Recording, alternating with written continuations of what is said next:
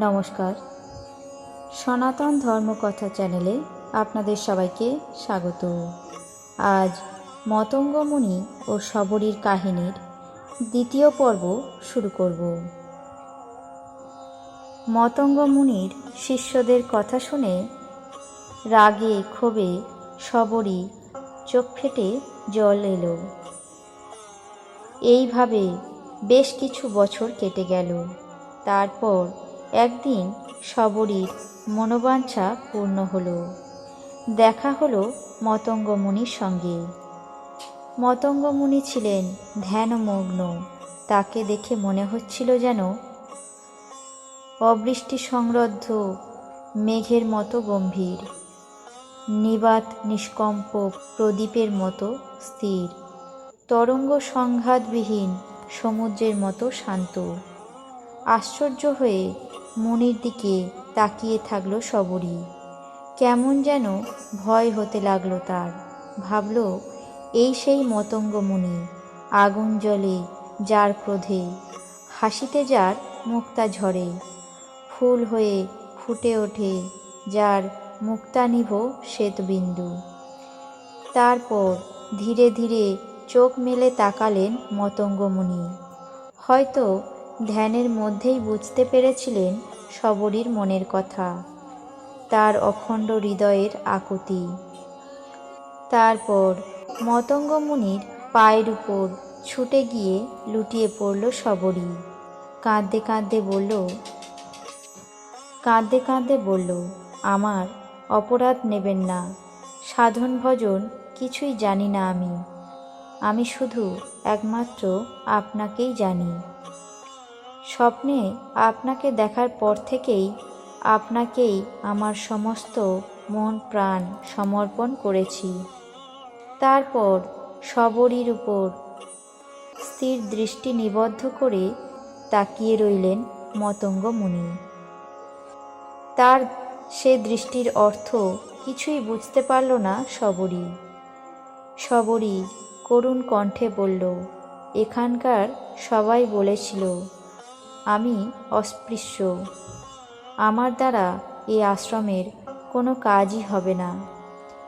তারা এও বলেছিল আপনি নাকি আমায় কোনো দিনও দেখা দেবেন না।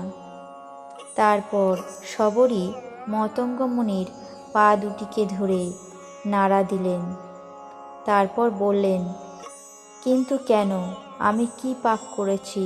আমার পিতা যদি পশু পক্ষী হত্যা করে, মাতা যদি পুষ্প থেকে মদ তৈরি করে, তবে সে দোষ কি আমার?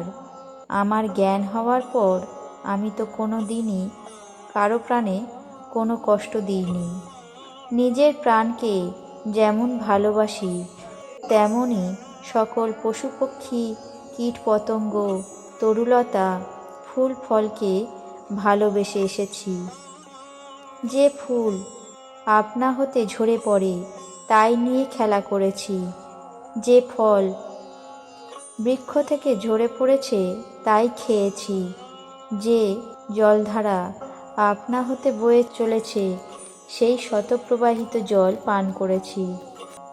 তবে কেন আমি অস্পৃশ্য হলাম? আপনি আমায় বুঝিয়ে দিন ঠাকুর।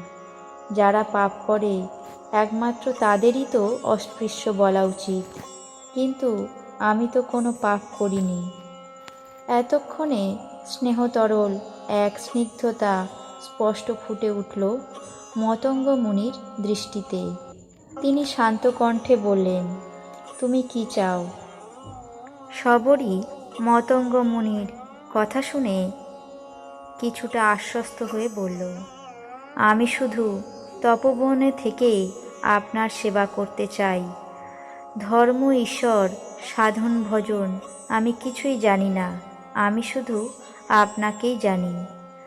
আপনি যা বলবেন আমি তাই করব। চোখ থাকতে আমি অন্ধ, আপনি হবেন আমার অন্ধের জ্যোষ্ঠী। আপনি স্বর্গে যেতে বললে স্বর্গে যাব, নরকে যেতে বললে নরকেও যাব। পাপ পুণ্য ভালো মন্দ কিছুরই বিচার করব না। তারপর মতঙ্গ মুনি স্নেহসিক্ত কণ্ঠে বললেন, তথাস্তু, তোমার মনোবাঞ্ছা পূর্ণ হবে শবরী।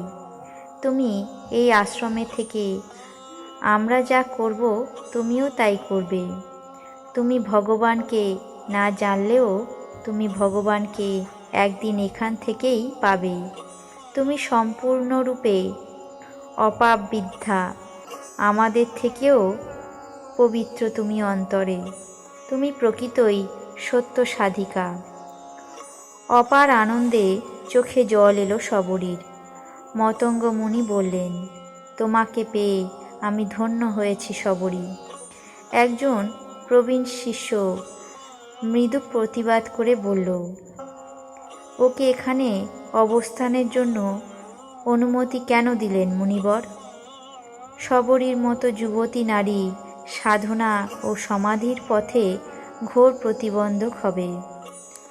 শিষ্যের কথা শুনে মতঙ্গ মুনি মৃদু হেসে বললেন, ভোগের বস্তু নিকটে উপস্থিত থাকলে যাদের চিত্তবৈকল্য ঘটে, যারা হৃদয়কে সংযত রাখতে পারে না, তারা কখনোই প্রকৃত যোগী নয়।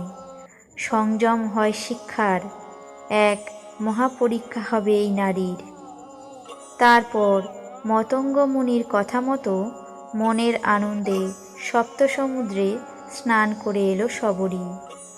মতঙ্গ বনের শেষ প্রান্তে বড় মনোরম একটি বিরাট জলাশয় হচ্ছে এই সপ্ত সমুদ্র। সবাই বলে, সত্য সত্যই সাতটি সমুদ্র হতে আনিত জল মিশ্রিত আছে এই জলাশয়ে। এই সপ্ত সমুদ্রের জল বড় স্বচ্ছ, শীতল আর শান্ত। নিয়ত বায়ুতাড়িত হয়েও কখনো বিক্ষুব্ধ হয় না এর বক্ষস্থল। প্রখর সূর্যতাপেও তপ্ত হয় না যার চিরশীতল অঙ্গ। এই সপ্ত সমুদ্রে স্নান করে ত্রিতাপ জ্বালা একেবারে জুড়িয়ে গেল শবরীর। স্নিগ্ধ হল তার তাপিত দেহ।